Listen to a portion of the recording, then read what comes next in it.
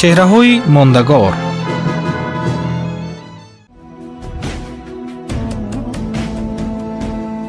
дар оини маздаясно инсон дар маркази доираи кайҳонӣ қарор дода шуда, дар шахси ӯ инсонияти комил, шарофати баланд, худшиносии олӣ тақдир шудааст. тамоми бахшҳои авесто ба тараннуми далерӣ, доноӣ, мардонагӣ, зебоӣ, некандешӣ, нексуханӣ, некамалӣ, ҷасорат ва садҳо хислатҳои мусбати дигар ки шахсият ва мақоми инсонро дар зиндагӣ мустаҳкам мекунанд, бахшида шуда, садҳо хислатҳои баду манфури одамӣ ки иззати нафс ва шарофати инсонро поймол месозанд, накӯҳиш карда шудааст.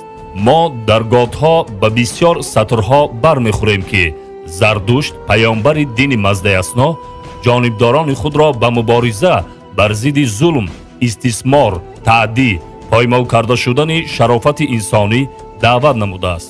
аз ин рӯ маздакия ки бунёди таълимоташ оини маздаясност, дар ҷои холӣ ва тасодуфан падид наомадааст.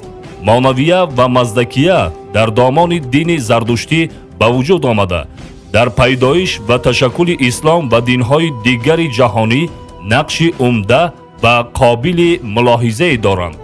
дин ва инқилоби иҷтимоии маздак аввалин ҳаракати мардумие мебошад ки баробарӣ ва мусоботи тамоми одамонро ҳадафу мароми худ қарор дода, муддати онро дар ҳаёти иҷтимоӣ татбиқ кард. бинобар ин дар таърихи муборизаи сиёсии инсоният мақоми хосе дорад.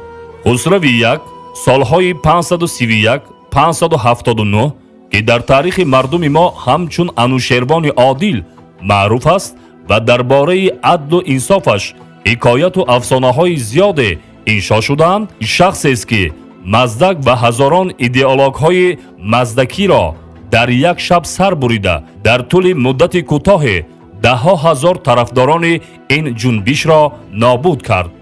мубориза ба муқобили маздакият чунон шадид, ошкора ва бераҳмона буд ки гурӯҳе аз ҷонибдорони он аз кишвар фирор ва бахши дигар ба кӯҳу биёбонҳо пароканда шуданд. дар солҳо ва асрҳои баъдӣ на танҳо барои сулолаи Сосонӣ, балки дар пеши ҳамаи табақаи ашроф ба забон овардани номи маздак хавфи бузурге дошт. хусрави анушервон дар зарфи подшоҳӣ беш аз 40 солаи худ кӯшиш ба харҷ дод ки дар Эрон ягон чизе ёдовари номи маздак ва тарафдорони ӯ набошад.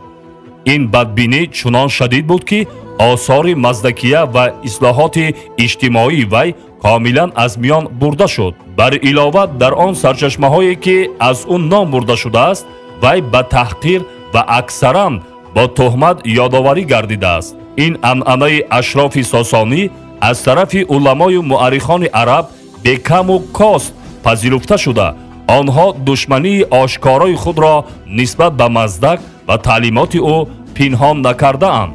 муҳаммад ибни абдулкарими шаҳристонӣ дар милал ван ниҳал, абу мансур абдулқоҳири бағдодӣ дар алфарқ байнал фирақ, ибни надим дар алфеҳраст, ибни хурдодбеҳ дар алмасолик вал мамолик, абу ҳанафи динаварӣ дар ахбор ул тавол, табарӣ ашъарӣ, истахрӣ, яқубӣ, саолабӣ ва дигарон дар осори худ перомуни ин ҷунбиш ва моҳияти он маълумоти ночизе дода, бештар ба хислатҳои манфии он атфи таваҷҷӯҳ карданд.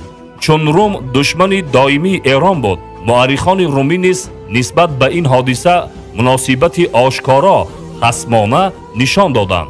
аммо сарфи назар аз ин, аз муаррихони номбурдашуда бахсус навиштаҳои пешвоёни дини насронӣ ки теъдодашон дар Эрон зиёд буд, маълумоте метавон касб намуд. дар ин замина чанд нафар аз авестошиносони маъруфи аврупоӣ перомуни маздак ва таълимоти ӯ таҳқиқоти муфиде анҷом доданд. стилит ҳамзамони маздак аз фирқаи илҳодӣ дар дохили дини маздаясно ёдоварӣ карда, онро бо исми зардуштакон ном мебарад. вай ҳодисаҳои солҳои аввали 90-уми садаи 5 мелодиро тасвир карда, дар фаслҳои 23-25 менависад. قباد زندیقه پلید مغان زردشتکانی را که شعارش مشترک بودن زنان بود و به هر مرد اجازت میداد تا به هر زنی که مورد نظرش است رابطه جنسی برقرار کند احیا کرد. دیر نگذشت که تمام مشایخ ایرانی از قباد متنفر شدند، زیرا به این ترتیب پادشاه به زنان آنان اجازت زنا داده بود. از این سخنان استیلید به چند خلاصه رسیدن ممکن است. اولا قباد ساسانی که در زیر فشار مشکلات فراوان اقتصادی و اجتماعی مملکت بخصوص تحت فشار طبقه اشراف قرار داشت پیرو فرقه زردشتکان بوده است. ثانیاً فرقه زردشتکان مثل زربانیه و مانویه یکی از فرقه های الهادی دین مزدیسنا بود و اشتراکی بودن زنان را تعلیم میداد. ثالثاً قباد نه تنها پیرو فرقه زردشتکان گردیده است بلکه تعلیمات آن را در عمل تطبیق کرده باعث بدبینی و تنفر طبقه اشراف ساسانی شده است. طوری که از تاریخ سلسله ساسانی معلوم است در سال 496 یا 497 به اشراف میسر گردید که قباد را از تخت برکنار کرده در محبس اشرافی انوشبورد زندانی کنند. چه حوادث از اوایل سالهای 90 سده 5 باعث این واقعه ها شدند. بنابر نوشته چند سرچشمه رومی و عربی که مناسبت خصمانه خود را به این حرکت پنهان نمی دارند، مزدک زمان پدیدار شد که وضعیت داخلی و خارجی ایران در حالت وزنین بود. احوال توده های مردم را که در زیر استثمار شدید چند جانبه قرار داشتند خوشسالی های پی در پی باز هم بدتر کرده بود. مردم در جستجوی نان اکثرا به سوی تیسفون یعنی مدائن پایتخت دولت ساسانی رهسپار می‌گردیدند. طبقه اشراف که انبار و ذخیره های فراوان داشتند بی‌ثباتی و ناآرامی را از قباد و سستیرادگیش دانسته بر ضد وی توطئه می‌چیدند. در چنین شرایط مزدک نزد قباد رفت و به هر وسیله‌ای که باشد وی را جانبدار دین و تعلیمات خود ساخت و قباد را بر آن داشت تا اعلان کند که هر که نان را از مردم گرسنه دریغ دارد سزایش مرگ است. مردم به غارت و تقسیم انبارهای دارایان پرداختند.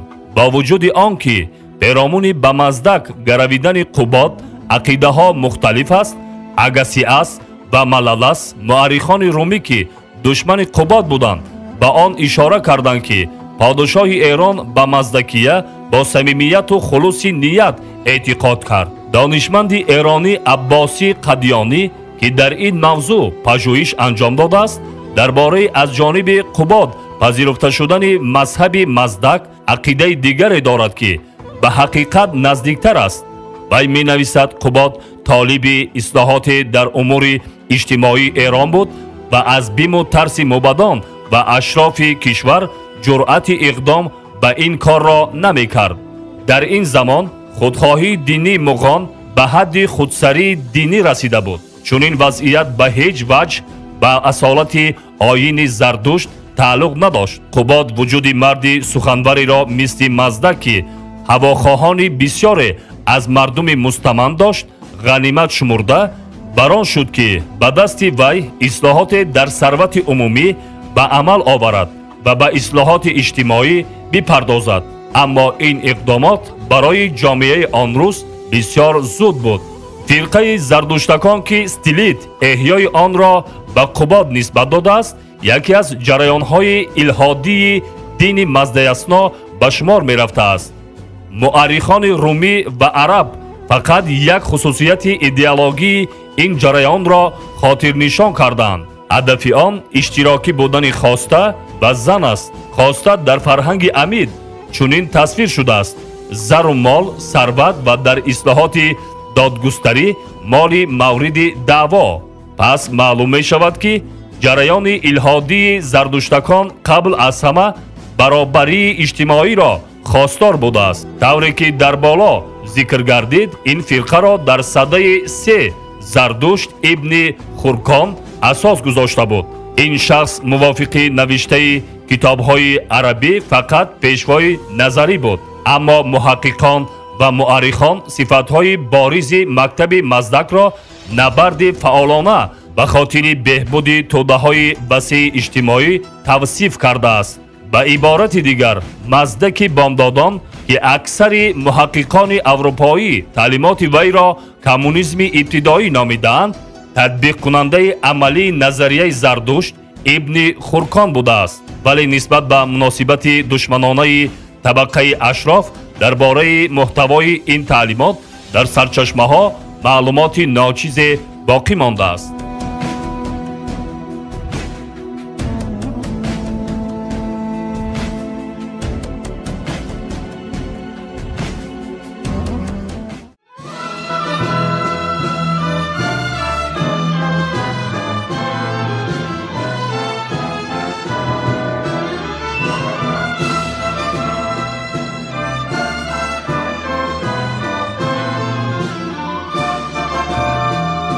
چهره‌های ماندگار